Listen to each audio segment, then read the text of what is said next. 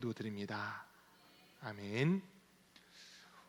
오늘 우리에게 주신 하나님 말씀은 출애굽기 13장 11절부터 16절까지 말씀입니다.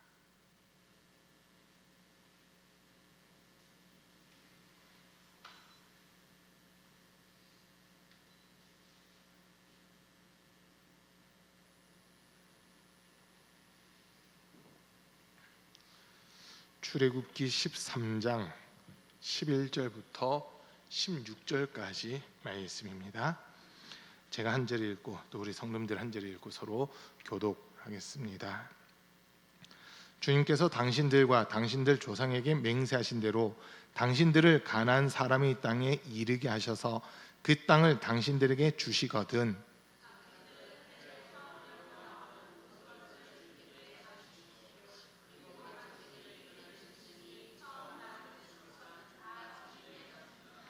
그러나 나귀의 맛배는 어린 양을 대신 바쳐서 대속하도록 하십시오.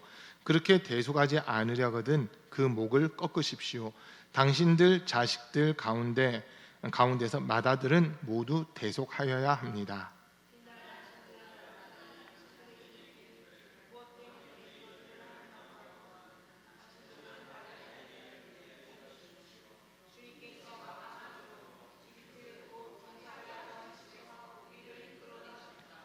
그때 바로가 우리를 내보내지 않으려고 고집을 부렸으므로 주님께서 처음 난 것을 사람뿐만 아니라 이집트 땅에 있는 모든 처음 난 것을 죽이셨다.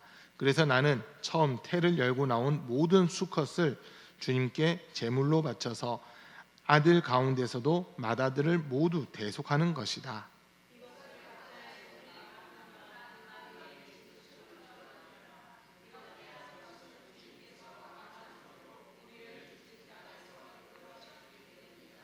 아멘. 오늘 또 이렇게 수요일 저녁 시간 함께 모여서 주 앞에 예배 드릴 수 있으면 감사드리고 또 이 자리에 함께하는 우리 모든 성도님들 삶 속에 주님이 주시는 신령한 은혜와 은사와 복이 늘 충만할 수 있기를 간절히 축복합니다. 우리 주변에 계신 분들에게 주님의 사랑을 사랑합니다. 축복합니다. 하고 인사하겠습니다. 주님의 사랑을 사랑합니다. 축복합니다. 주님의 사랑을 사랑합니다. 축복합니다. 아침만 해도 엄청 무섭더라고요. 비가 많이 내려가지고 어제 저희가 대전을 좀 갔다 왔거든요. 새벽 2시 들어왔는데 새벽 기도 때문에 보통 5시 일어나거든요. 5시에서 5시 10분 그 사이에 일어나는데 오늘 조금 더 빨리 일어났어요. 새벽에 놀래가지고 천둥 번개 때문에 놀란 게 아니고요. 창문 다 열어놓고 저희 자는데 천둥 번개 소리는 한 번도 못 들었어요. 한 번도 못 들었어요. 근데 4시 천둥 번개도 쳤어요.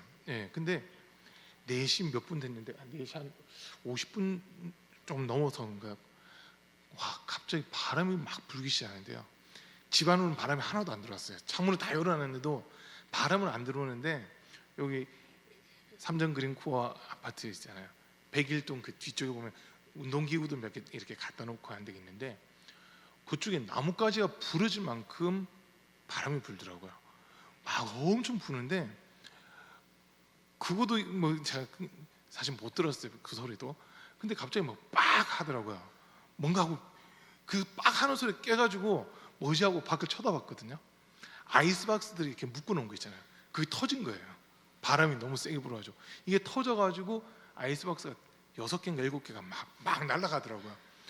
그 소리에 깨가지고 그 소리 놀래서 깼거든요. 그래가지고 시계를 보니까 거의 5시 됐더라고요. 부랴부랴 이제 새벽기도 나올 준비하고 이렇게 나왔는데 그리고 새벽기도 끝났는데 바람이 엄청나게 부는 거예요. 아까 학중이 그러더라고요. 학교 갈 때 비 안 맞아볼 거라고 우산 단단히 썼는데 머리 빼고는 다 맞았대요. 머리 빼고는 비에 다 젖었다고 그러더라고요. 그러다가 그래도 이제 9시 조금 넘어가면서부터 비가 그치고 막 이래서 이감남 권사님도 않지만 막 비가 와서 걱정을 했는데 9시 반에 전화 오셨어요. 목사님 오늘 비가 와도 수협에 가겠습니다 해가지고 모시고 왔었거든요. 오후엔 그래도 비가 그쳐서 참 감사한 것 같습니다. 지난주에 이제 우리가 맥주 감사절 이렇게 절기를 보냈습니다.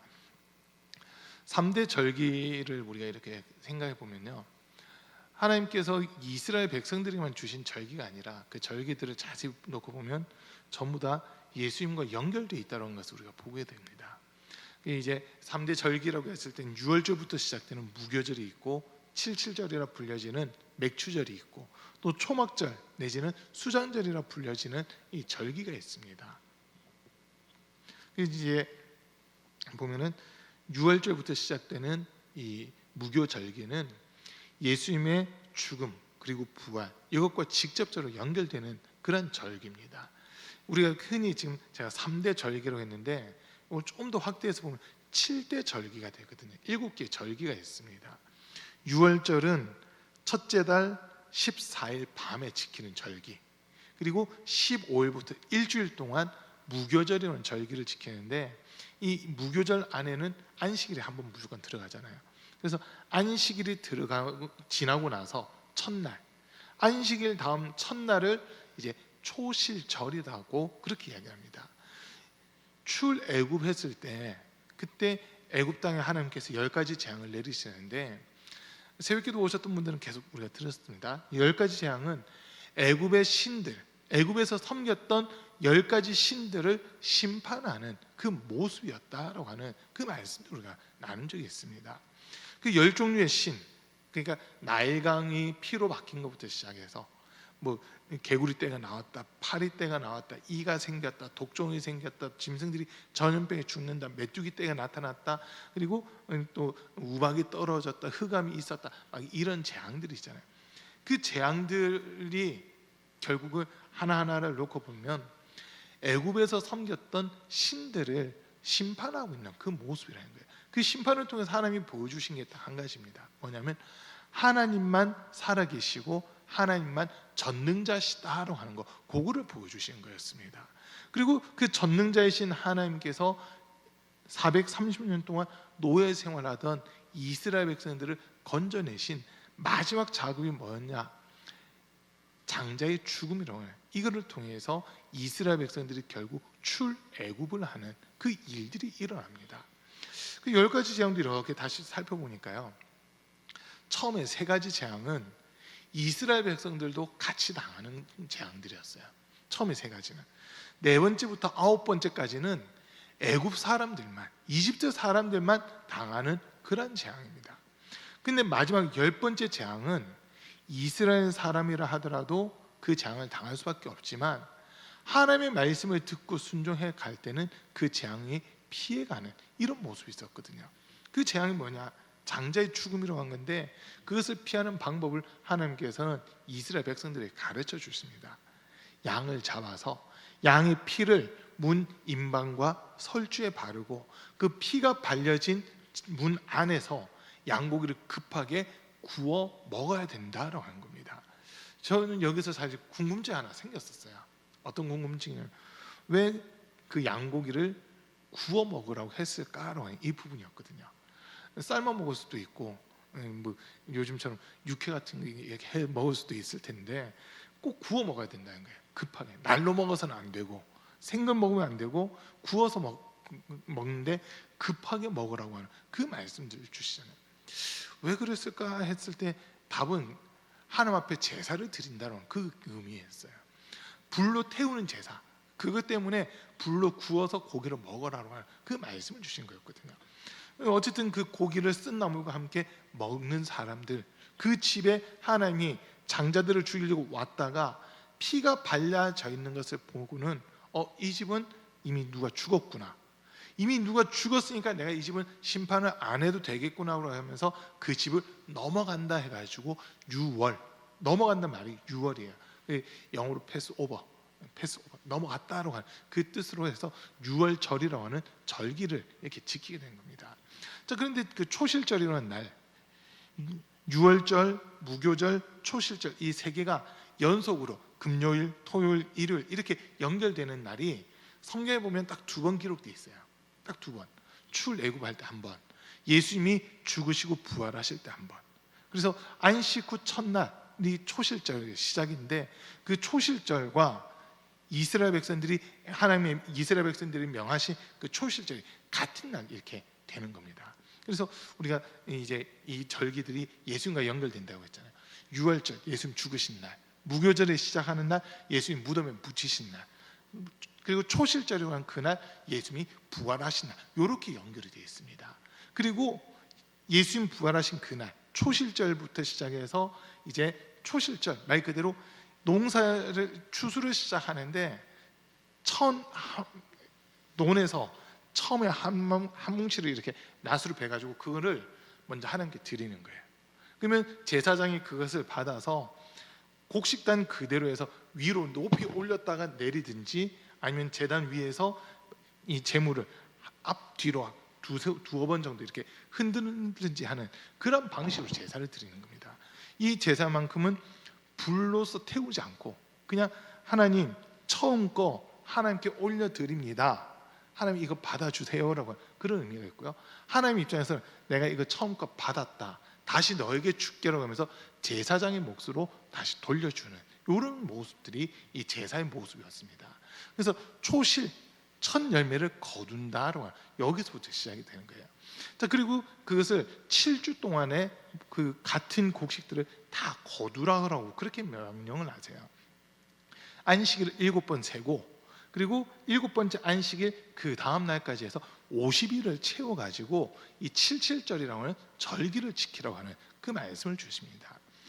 앞에 있는 말씀처럼 맥추절을 지키라, 이는 너희 첫 열매를 거둠이니라 라고 하는 이 말씀을 주시는데, 첫 열매를 다 거두는 시기, 그게 77절 내지는 맥추절이라고 하는 이 절기로 되어 있습니다.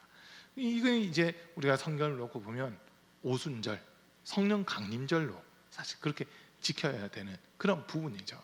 그런데도 우리가 이제 맥추절이라고 하는 그 이름으로 또 절기를 지킨 것은 의미는 지금 좀 많이 바뀌었습니다. 요즘에는 1년의 절반을 하나님 은혜로 보내고 또 새로운 절반을 맞이하면서 주님께 감사한다는 이런 의미가 요즘에 많이 포함되어 있는데, 사실 맥추절이라 했을 때는 첫 열매를 거둔 것에 대한 감사를 표현하는 절기, 이게 맥추절입니다. 고린도전서 15장 20절에 있는 말씀에서 보면 예수님을 잠자는 자들의 첫 열매가 되셨다라고 그렇게 표현하고 있습니다. 성경에서 보면 죽었다 살아난 사람들의 이야기가 여기저기 좀 기록이 되어 있어요. 엘리야가 과부의 아이를, 죽었던 아이를 살렸고요. 엘리사도 똑같이 죽었던 과부의 아이를 살리는 그 일들이 기록되어 있습니다. 구약에는 대표적으로 이 2번 이렇게 기록되었다고 보시면 되고요. 신약에서는 예수님이 살린 사람들이 있어요. 회당장 야이로의 딸 달리다고 하면서 이렇게 살리신 적이 있고요. 또 이제 나인성 과부의 아들, 창녀를 메고 사람들이 나왔는데 예수님은 그걸 세워놓고는 명령해서 죽은 그 아들을 살려주시는 그 내용이 나오고요. 또 세 번째는 요한복음에 기록되어 있는데 나사로 이야기. 나사로가 죽은 지 나흘이나 지났으나 무덤을 향해서 나사로야 나오라라고 외치셨을 때 머리부터 발끝까지 온몸을 세마포로 이렇게 둘러쌌던 나사로가 걸어 나오는 그 모습들이 있었잖아요. 그리고 또 사도행전에 가서 보면 사도 바울이 유두고라고 하는 청년을 살리는 기사가 나오고요. 또 베드로가 다비다라고 하는 여인을 살리는 그 내용이 이렇게 기록되어 있습니다. 그런데 성경에 분명 죽었다 살아난 사람들의 이야기가 지금 제가 말씀드린 것만 놓고 보더라도 한 7권은 나와 있어요. 7권 내지 그 전후 이렇게 나와 있는데, 그 사람들을 가리켜서 부활했다라고 하는 것은 한 건도 없습니다. 왜냐하면 그 사람들은 살아났지만 시간이 지난 다음에 다시 다 죽었거든요. 시간이 지난 다음에 다 죽어요. 그러다 보니까 부활이란 말을 함부로 쓰는 게 아니라 오직 예수님에게만 부활이라고 하는 단어를 쓰고 있습니다. 예수님은 죽으셨다가 다시 살아나셔서 하늘로 올라가셨고 이 땅에 다시 오시겠다고 약속하셨기 때문에 죽지 않고 영원한 생명을 가지고 계신다는 겁니다. 그래서 그 예수님만 부활했다라고 그렇게 표현하는데, 이 부활을 가리켜서 잠자는 자들의 첫 열매가 되셨다라고 하는 그 표현을 하는 거예요. 그러니까 이제 이 땅에서 오순절 마가다락방에 성령이 임하는 그 사건이 예수님의 첫 열매 되신 것과 직접적으로 연결된다는 거예요. 예수님만 죽었다가 살아서 부활에 이르는 게 아니라 예수님을 믿는 모든 사람들도 부활에 이르러야 되기 때문에 첫 열매와 똑같은 모습으로 살아나야 된다는 거예요. 그게 이제 성령을 통해서 온전히 이루어진다라고 하는 그런 의미를 이렇게 담고 있습니다. 그래서 맥주절은 성령을 통해서 우리가 새 생명 얻고 영원한 생명 얻었다라고 하는 것을 인정하는 그런 날이 어떻게 보면 맥주절이다라고 볼 수 있어요. 그리고 이제 마지막 초막절은 뭐 연말에 가서 지키는 절기인데, 이거는 예수 종말의 때와 같은 거예요. 이것도 조금 나눠서 보면 나팔절이 있고 대속절이 있고 그다음에 초막절도 이렇게 연결이 되는데, 나팔을 불어서 이 이스라엘 백성들을 한데 다 불러 모으는 겁니다. 우리가 뭐 데살로니가 전서에서 후서에서 이렇게 보면 예수님이 이 땅에 오실 때 하늘의 호령과 천사들의 나팔 소리, 하나님의 나팔 소리, 천군의 호령 막 이런 것들 울려 퍼질 때 잠자던 자들이 먼저 일어나고 그다음에 살아있는 우리가 호련히 변화되어 공중으로 들림 받는다라고 하는 이런 표현들이 이렇게 나와 있습니다. 그게 이제 나팔 불 때 주님 앞에 구원받은 성도들을 불러 모으는 그 장면이라는 거예요. 그리고 또 대속죄일, 이거는 7번째 달, 6월절이 있는 달 첫째 달로 했을 때 7번째 달 1일은 나팔절, 10일이 이제 대속죄일, 대제사장이 1년에 한 번 지성소 들어가는 그 날입니다. 그리고 나서 이제 초막절이라는 절기를 지키는 거거든요. 이 초막절은 이제 그 내용들을 놓고 보면은 밀이라든지 보리가 아닌 그 외 나머지 과일들, 열매들, 곡식들 이런 것들을 다 거둬들여서 창고에 꽉꽉 채운 다음에 초막으로 나가는 거예요. 초막을 만들고 일주일 동안 하늘의 별들을 보면서 하나님께서 지난 40년 동안 우리 이스라엘 백성들을 지켜주신 그 은혜를 기억하고 감사하는 절기가 초막절이라는 절기입니다. 근데 이걸 이제 예수님으로 맞춰서 본다면 구원받은 사람들의 수가 천국에 꽉 차 있는 이 모습을 보면서 하나님이 최고로 영광 받으신 절기. 그러니까 예수님이 이 땅에 다시 오실 때 구원받은 사람들을 여기 온 세상에 다 불러 모으시잖아요. 다 부르신 다음에 천국에 구원받은 사람들이 꽉 차 있는 모습을 통해 하나님이 영광 받으신 절기, 그게 어떻게 보면 초막절이라는 절기로 이렇게 연결이 되고 있습니다. 맥주절 했을 때 이제 제일 중요한 단어가 첫 열매라고 하는 이 부분입니다. 첫 열매.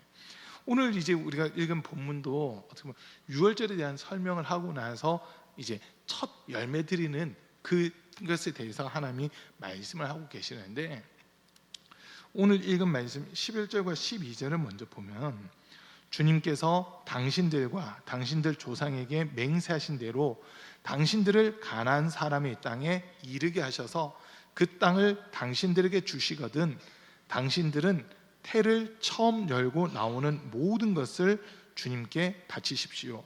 그리고 당신들이 기르는 짐승이 처음 낳은 수컷은 다 주님의 것입니다 라고 하는 이런 이야기를 합니다. 자, 지금 하나님께서는 이스라엘 백성들에게 3대 절기를 지켜라라고 하는 그 명령을 하셨는데, 3대 절기 중에서 유월절을 제외하고 맥추절 내지는 77절 또 초막절의 이 절기는 광야에서 있는 동안은 한 번도 지키지 않았습니다. 지킬 수가 없었어요. 이 두 개의 절기는. 유월절은 지켜요. 왜? 출애굽한 것을 기억하기 때문에 이 유월절은 지켰는데 초막절이라든지 맥추절은 지킬 수가 없어요. 맥추절은 지키려면 첫 열매가 있어야지만 지킬 수가 있는 건데, 광야에 있는 동안은 이 사람들이 만나를 먹었잖아요. 하나님께서 내려주신 만나를 양식으로 먹다 보니까 첫 열매를 거둘 수가 있는 게 없었어요. 그렇기 때문에 이 맥추절을 77절 또는 맥추절을 전혀 40년 동안 지킬 수 없는 그런 모습이었고요.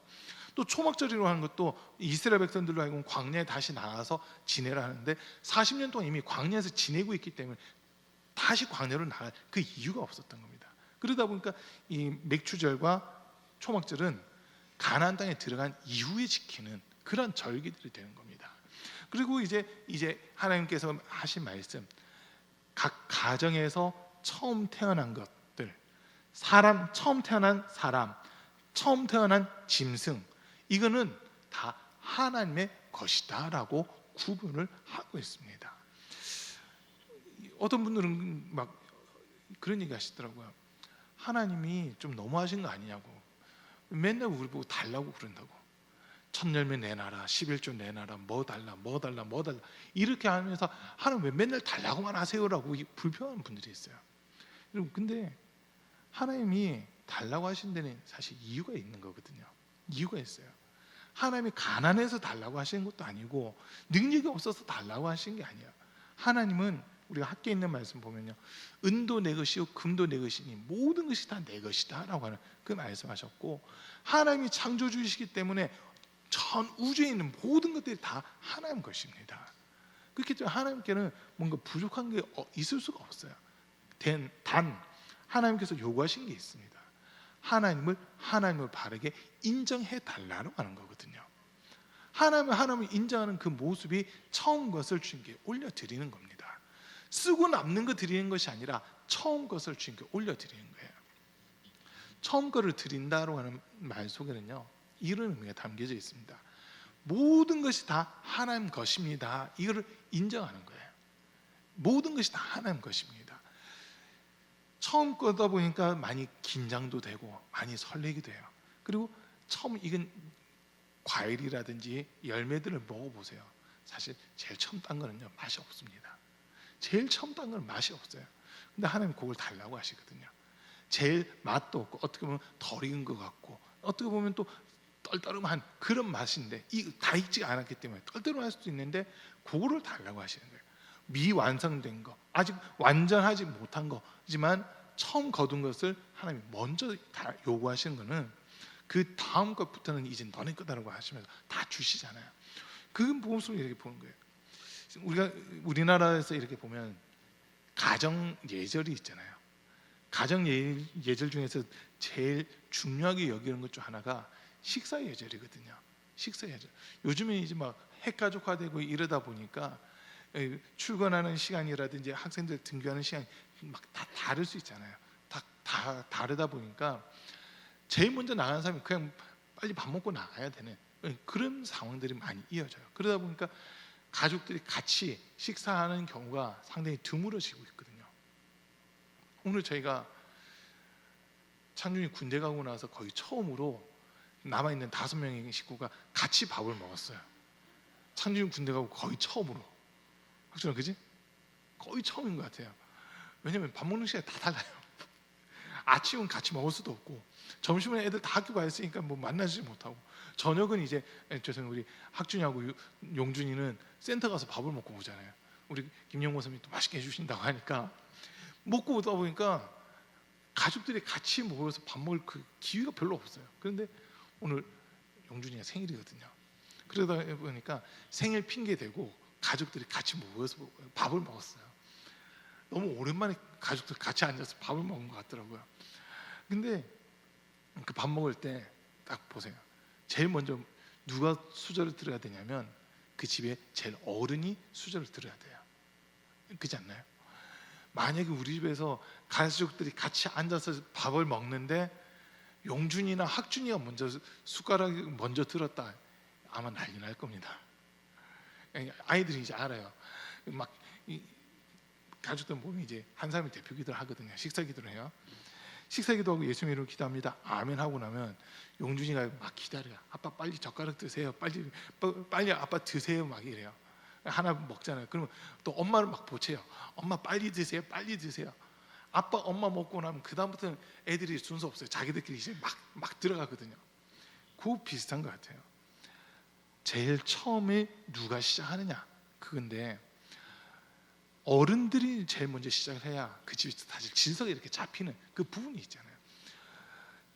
다른 사람들이, 외부 사람들이 봤을 때 이 집은 그래도 교육이 돼 있네, 자녀들이 어른을 아네, 이런 느낌이 있어요.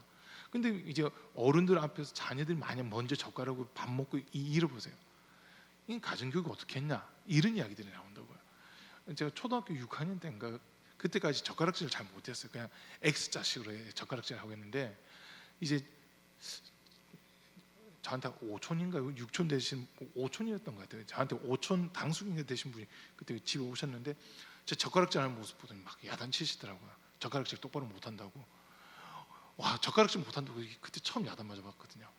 그때부터 연습했어요. 학교 가면 연필 2자루 가지고 막 젓가락질 하는 연습하고 그래가지고 이제 젓가락질 하는데, 옛날에는 진짜 젓가락 모양 삐뚤하면 어른들 그거 가지고도 막 뭐라 하시잖아요. 근데 그러냐면 어른들한테 그렇게 배운 거대로 살아가라는 거거든요. 그러면서 이제 어떻게 작은 거지만 그거 하나를 통해서 어른을 공경하는 마음을 가지고 어른을 존경하는 그 마음을 갖게 된다는 거예요. 하나님께 먼저, 이 말도 비슷한 거예요. 내가 먼저 먹고 싶고 내가 먼저 가지고 싶지만 이것의 주인은 하나님이시다, 이걸 인정하는 게 처음 것을 하나님께 올려드리는 겁니다. 처음 것을 하나님께 올려드리는 거예요. 하나님은 그 모습을 보시면서 너가 너의 전부를 내게 바치는구나 라고 받아주시는 겁니다. 우리는 그냥 하나를 드렸을 뿐인데 하나님께서는 하나로 보시는 것이 아니라 전부로 보신다는 거예요. 전부로. 그래서 우리는 작은 거 하나를 드렸지만 하나님은 우리에게 소속된 모든 것을 받으셨다라고 그렇게 인정하시는 거거든요. 그게 첫 열매 개념입니다. 자, 오늘 말씀에서도 보세요. 지금 근데 하나님이 모세를 통해서 이스라엘 백성들에게 생명, 사람이든 짐승이든 처음 태를 열고 나온 것은 하나님 것이다라고 말씀하신 이유가 있습니다. 그 이유가 뭐냐면 출애굽하면서 10번째 재앙을 내리실 때 사실 이스라엘 백성들도 죽어야 되는 상황이잖아요. 이스라엘 백성이라고 해서 예외가 없는 게 10번째 재앙입니다. 이스라엘 백성들 가운데서도 처음 난 자, 또 이스라엘 백성들이 기르는 가축들 가운데서 처음 난 거, 그것도 다 죽어야 되는데 하나님께서는 이들에게 살 수 있는 길을 열어주는 거거든요. 그 길이 뭐야? 짐승을 일단 대신 죽여놓는 거예요. 짐승을 대신 죽임으로써 짐승이 피를 흘린 그 피 때문에 이스라엘 백성들 중에 한 사람도 안 죽고 다 살게끔 해주셨다고 한 겁니다. 하나님이 생명을 주셨기 때문에 생명을 거두어갈 수밖에 없는 상황 속에서 하나님이 생명을 주시고 기회를 주신 것을 기억하라는 겁니다. 구원에 대한 그 감사가 있어야 된다고 하는 거거든요. 그래서 이제 하나님이 말씀하신 거예요. 애굽에 내가 큰 재앙을 내려서 각 가정에 처음 태어난 사람들 다 죽지 않는 건 너희가 보지 않았느냐? 사실 너희도 죽어야 되는 건데 너희는 내가 살려뒀다. 그렇기 때문에 너희는 처음 난 것을 나에게 바쳐야 되는데 그것도 내가 대신 너희 가정마다 태어나는 첫 번째 아들들을 대신해서 레위 지파를 내가 받았다. 레위 지파를 받았으니까 너희는 이 레위 지파를 위해서 성전세도 내고 그리고 예물도 드려라라고 그렇게 얘기하신 거예요. 대신 받았어요. 대신. 그리고는 이 사람들에게 살 수 있는 그 길을 다 열어주셨잖아요. 지금 그걸 말씀하시는 겁니다. 대신 받았기 때문에 너희가 이제 대속물로 바쳐서 너희를 하나님께 드린 것으로 인정받아라. 이게 처음 난 것을 주님께 드려라라고 하는 이 말이 되는 겁니다. 자, 동물뿐만 아니라 곡식이라든지 열매도 마찬가지인데요. 우리 출애굽기 23장 잠깐 봅니다. 출애굽기 23장 19절입니다.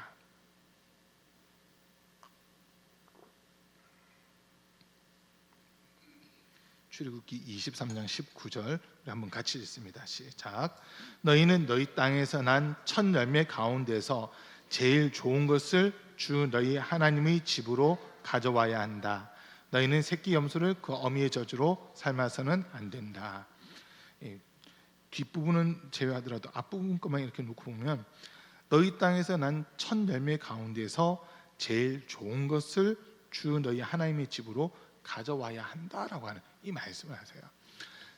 사람도 처음 난 것은 하나님 것, 짐승도 처음 난 것은 하나님 것. 그런데 땅에서 난 것도 처음 난 것 중에서 제일 좋은 것을 하나님께 드려야 된다라고 지금 이렇게 이야기를 하고 있습니다. 하나님 거라는 거예요. 하나님 거. 그런데 하나님께서 보시면 우리가 이렇게 보면 하나님 앞에는 사실 공짜가 없습니다. 공짜가 없어요. 옛날 그 집들 이렇게 보면 아마 우리 권사님들은 경험을 해보셨을 것 같아요. 옛날 그 펌프 있잖아요. 아마 마당이 있고 한 집들 아니면 시골집에서는 펌프를 사용했을 텐데 그냥 맨 펌프지 한번 해보세요. 물 한 방울도 안 나옵니다. 물이 한 방울도 안 나와요. 근데 그 펌프, 똑같은 펌프인데 거기다 물 한 바가지만 쏟아 부으면 물이 계속 나와요. 내가 이 펌프질 멈추지만 않으면 물이 계속 나옵니다. 그거 생각하셔야 돼요. 하나님께서 어떻게 보면 우리에게 처음부터 달라고 하시는 거는 마중물 역할을 하는, 그거를 달라고 하시는 거거든요. 하나님께서 우리에게 주고자 하시는데 우리가 주님께 받은 은혜를 감사하지도 않고 표현하지도 않으면 하나님 우리에게 주실 수가 없다고 하는 겁니다. 그래서 주님이 나를 구원해 주시고 나에게 베풀어 주신 은혜를 감사함으로 주님께 드리는 거, 그게 첫 열매가 된다는 거예요. 그걸 하나님 기쁘게 받으신 거죠. 아까 말씀드린 대로 우리는 첫 열매 하나를 드렸을 뿐인데 하나님은 이 밭에서 난 이 모든 것을 내가 받았다라고 말씀하시는 거예요. 11조도 마찬가지예요. 우리는 하나를 드렸잖아요. 근데 하나님은 너가 가진 그 10개를 내가 다 받았다라고 말씀하세요. 다 받았어. 이제 너가 살아야 되니까 9개는 내가 너에게 돌려줄게. 9개는 너에게 돌려줄게라고 한 요 개념이거든요. 그런데 많은 분들이 11조도 이렇게 생각하더라고요. 11조를 하려니까 이 딱 11조 할 만큼이 부족해라고 그래요. 11조만 안 하면 생활비가 딱 맞을 것 같은데 11조를 하려고 보니까 딱 그만큼이 부족한데 이거 어떻게 하지? 어디서 빼지 하다가 11조를 그냥 빼버리는 이런 일들이 종종 있거든요. 여러분, 이건 내 게 아니에요. 이건 하나님 거기 때문에 하나님께 드려야 되는 겁니다. 그러면 하나님께서 이 모든 것을 받았다 하시고 9개를 우리에게 돌려주시면서, 만약에 얼마나 사람들이 하나님 것을 도둑질했으면 니들이 하나님 것을 그렇게 도둑질하느냐, 하나님 것은 11조와 헌물이다라고 하면 그 이야기를 하시잖아요. 한번 읽어볼게요. 시작. 사람이 어찌 하나님의 것을 도둑질하겠느냐? 그러나 너희는 나의 것을 도둑질하고도 말하기를 우리가 어떻게 주의 것을 도둑질하였나이까 하는도다. 이는 곧 11조와 봉헌물이라. 하나님 것을 다 도둑질해 갔다는 거예요. 그래서 하나님은 그 다음 요구하신 게 뭐냐면 온전한 11조를 하나님께 드리라는 거예요. 그러면 성경에서 유일하게 하나님의 시험에 보라고 하는 말이 돼 있는 데는 11조 요구 하나밖에 없어요. 하나님 것을 하나님께 돌려드렸을 때 하나님이 그 기쁘게 받으셨다는 증거로 하늘문을 여시고 땅에 쌓을 곳이 없도록 복을 더해 주시겠다는 거예요. 열매가 때가 되기 전에 떨어지지 않고 벌레가 먹지 않고 막 이러면서 하나님이 그까지도 다 지켜주겠다는 그 약속까지 이렇게 하고 있습니다.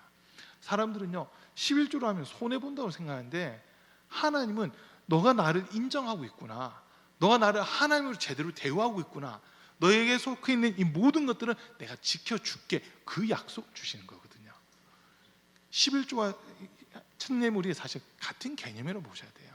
같은 개념이에요.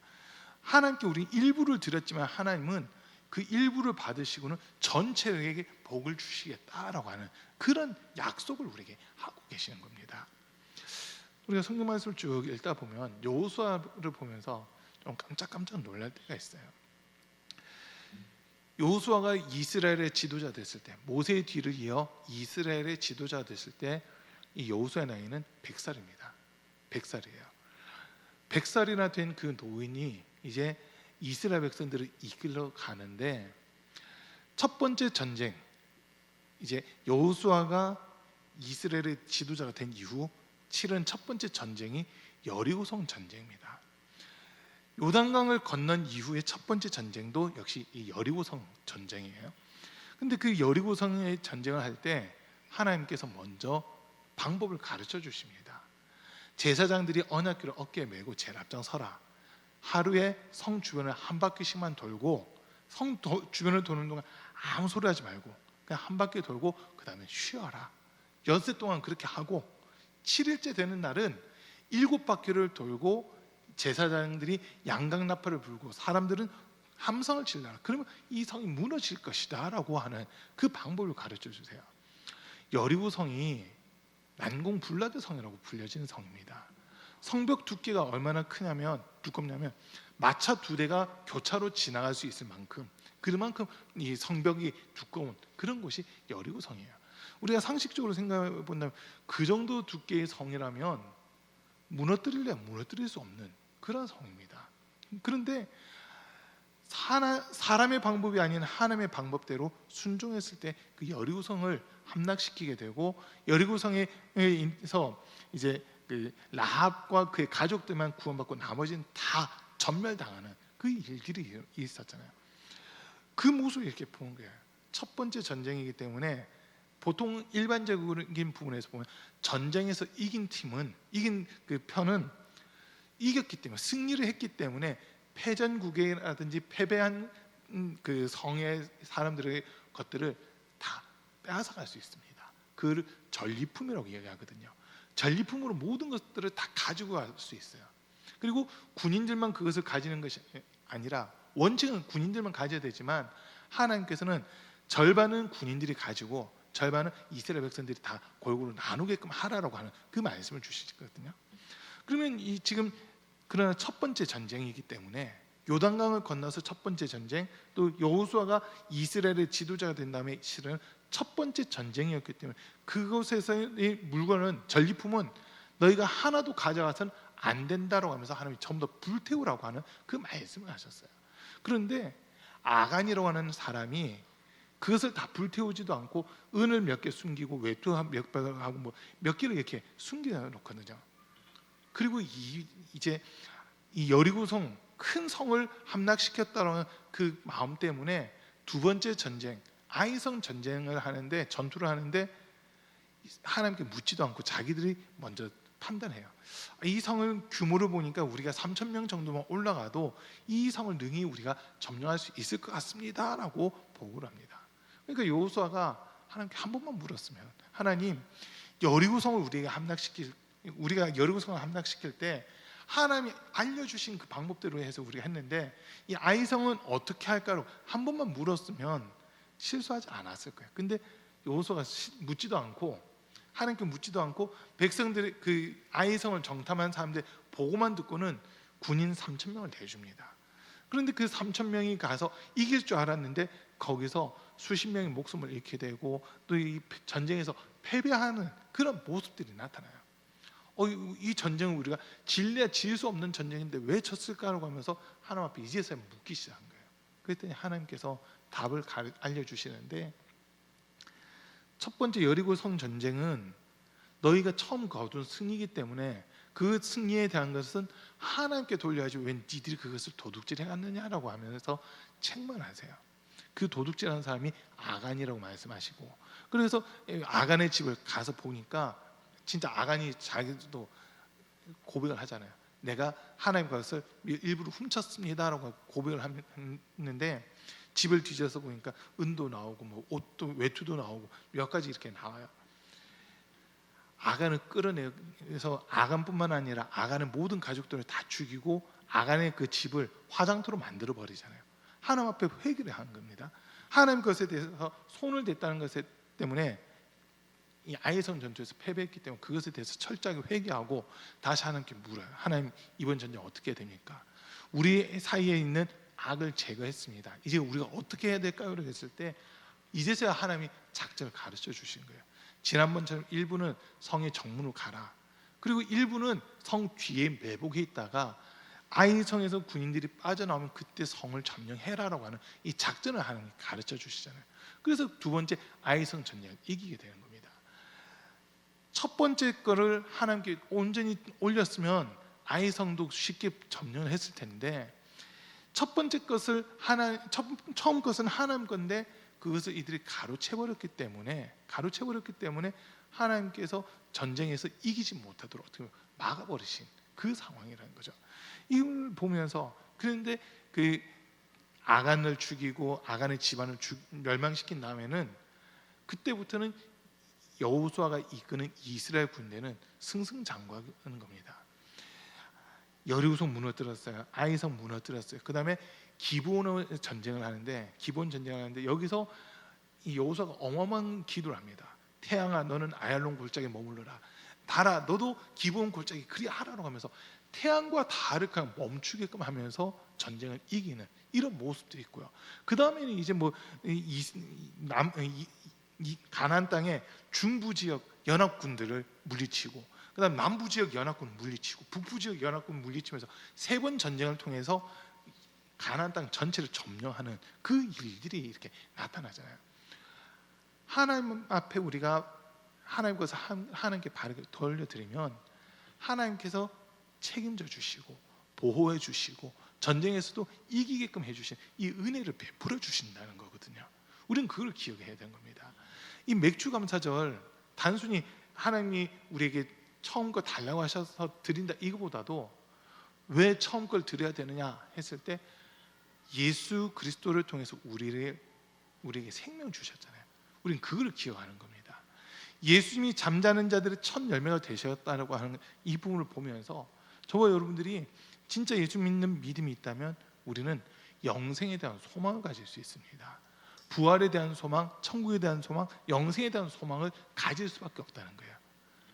주님이 우리를 위해 예비해 놓으신 더 신령하고 썩지 않을 것들이 있는데, 영원한 것들이 있는데 그거를 바라보지 못하게끔 만드는 게 하나님께 드린 것을 아까워하는 그 마음이 되는 거거든요. 이거는 내게 아니라 하나님 거예요. 하나님 것을 하나님께 돌려드릴 때는 하나님께서 그 중심을 보시면서 너가 나를 인정하고 있구나, 너가 나를 하나님으로 바르게 인정하고 고백하고 있구나라고 하나님이 받아들이시는 거예요. 단순히 얼만큼 드렸다 그걸 보시는 게 아니라 너가 이토록 나를 사랑하는구나, 너가 이만큼 나를 사랑하고 있고 이만큼 나를 존중하고 있구나, 이것으로 하나님은 받아들이신다는 겁니다. 여러분, 이제 우리 신세 생활에 적용을 시켜보는 거예요. 어떤 직장을 처음 가게 되면 일반적으로 볼 때 첫 월급 타면 보통 부모님께 소고기, 옛날에는 소고기국 막 이런 거 해드린다고 했잖아요. 부모님 신발 사드리고 뭐 부모님을 위해서 용돈도 드리고 하는 막 그런 모습들이 일반적으로 이렇게 있어요. 근데 우리는 하나님께 먼저 드리는 겁니다. 하나님께 드리는데 직장 생활하면서도 첫 열매는, 첫 봉급 받은 거는 내게 아니라 하나님 거로 올려 드리는 거예요. 그럼 그걸 하나님이 받으시고 너가 이 직장에 있는 동안은 내가 책임져 줄게, 내가 지켜줄게, 내가 보호해 줄게, 그런 의미가 된다는 거예요. 사업을 하면서도 처음 거둔 거를 하나님께 올려드렸을 때 너희 사업은 내가 지켜줄게라고 그 약속을 주신다는 거거든요. 이게 단순히 물질적인 것뿐만 아니라 시간에 대해서도 마찬가지라는 거예요. 하루를 시작하면서 분명 우리가 가지고 있는 시계로는 밤 12시가 0시거든요. 그 시간에 하루가 시작되는 거잖아요. 그러나 우리는, 우리의 개념으로는 해가 뜨고 하루를 시작하는 거예요. 잠을 자는 게 하루 시작하는 게 아니라 눈을 떠서가 하루를 시작하는 거, 그 개념이다 보니까 그 첫 시간을 하나님께 드리는 겁니다. 새벽 기도를 하는 이유가 여기 있어요. 첫 시간을 하나님께 드린다고 하는 것은 오늘 이 한 날을 내가 주님께 온전히 드리고 주님께 맡깁니다라고 하는 그런 의미입니다. 그러면 하나님이 너의 처음 거를 내게 주네, 너희 첫 시간을 나를 위해 사용했네, 그러면 너희 하루 전체는 내가 지켜줄게, 내가 함께 해줄게, 내가 너를 보호해 줄게 라고 하는 그 약속의 말씀들을 주시는 거예요. 그게 새벽기도의 의미예요. 또 우리가 주일을 지금 지키고 있잖아요. 옛날에는 토요일을 거룩하게 해서 지켰거든요. 안식일이 토요일이었어요. 왜? 하나님이 창조를 완성하시고 안식하신 날, 요 개념이었거든요. 근데 이제 우리는 마지막 날을 지킨 것이 아니라 첫날을 지키고 있어요. 안식 후 첫날, 예수님이 부활하신 날, 이 날은 구원이 완성된 날입니다. 예수님의 부활로 말미암아 구원이 완성됐기 때문에 우리가 이 날을 지키는 거거든요. 그래서 이 날 주일을 거룩하게 구별해서 하나님 앞에 지키는 사람들은 하나님께서 한 주간의 삶을 지키시고 보호해 주시겠다는 그 의미가 여기에 담겨져 있는 겁니다.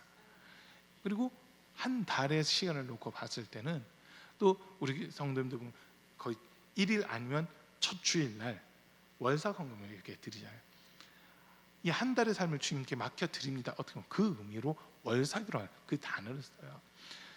제가 아는 어떤 목사님들은 이제 평택에 있었을 때 같은 지방에 있었던 목사님 중 한 분은 매달 1일부터 3일 금식을 하시더라고요. 월삭해서 한 달에 11조를 하나님께 드린다 해가지고 3일을 금식하면서 시작하는 그 목사님 계세요.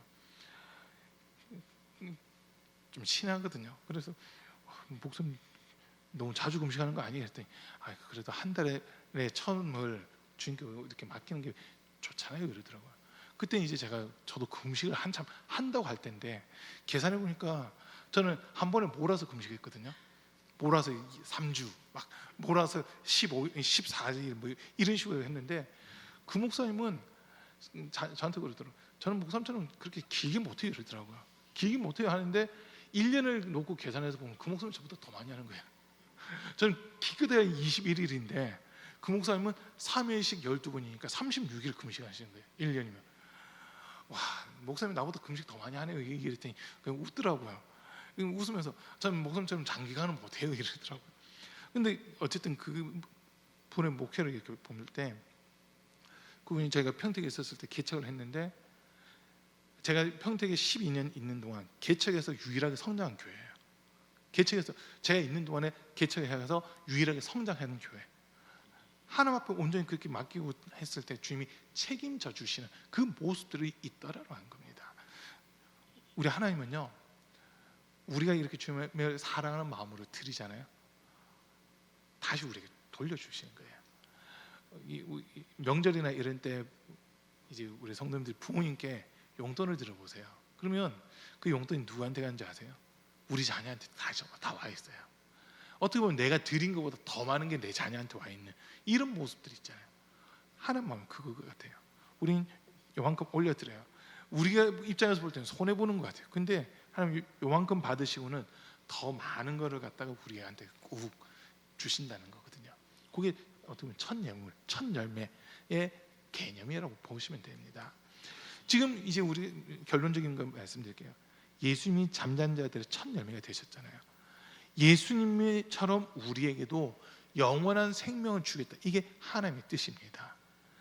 부활에 참여하게끔 해주겠다. 이게 하나님이 세우신 뜻이에요.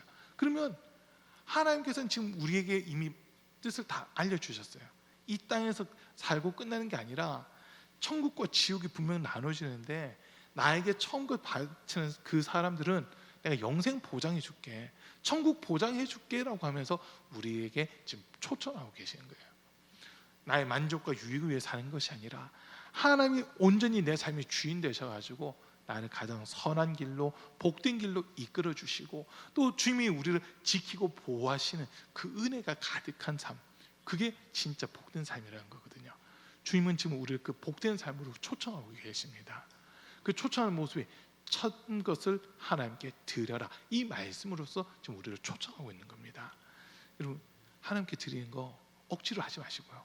또 남들이 하니까 눈치 보면서 하지 마시고요.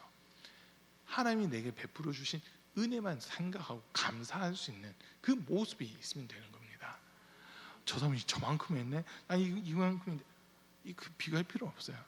그거는 그 사람이 분량이고 하나님이 내게 원하신 분량이 있으니까 거기만 순종하면 되는 겁니다. 그렇게 할 때 주님은 우리 중심을 보시면서 주님, 정말 내가 주님 은혜가 아니고는 한순간도 살 수 없습니다. 이 고백과 함께 주님의 것을 주님께 올려드리잖아요. 주님, 너가 정말 나를 사랑한 자구나, 정말 너가 나의 은혜를 사모하고 있구나라고 하면서 우리에게 더 좋은 것으로, 더 복된 것으로, 더 아름다운 것으로 채워주신 그 은혜가 있다는 겁니다. 그 은혜를 누릴 수 있는 우리 성도님들 다 되시기를 간절히 축복합니다. 우리 잠깐 기도합니다. 오늘 말씀 들은 거 생각하시면서 주님, 처음 것은 하나님 것이라고 했는데 혹시라도 내가 주님 것을 도둑질한 것이 있다면 용서해 주시고, 정말 이 처음 열매, 처음 것을 주님께 올려드린다는 것은 하나님을 바르게 인정하는 것이라는 말씀 들었습니다. 내가 정말 형식적인 믿음이 아니라 하나님을 정말 사랑할 수 있는 그 은혜 가운데 가게 하시고 주님 앞에 바르게 설 수 있는 믿음 갖게 도와주십시오. 영생에 대한 소망 갖게 하시고 잠자는 자들의 첫 열매가 되신 예수님처럼 나도 부활에 참여할 수 있는 그 은혜를 덧입혀 주십시오. 주님 앞에 서는 그날까지 믿음 흔들리지 않게 하시고 주님의 사랑에서, 주님 은혜에서 뒤돌아서지 않도록 나를 지키고 보호해 달라고 이 시간 주여 3번 부르고 우리 함께 기도하겠습니다. 주여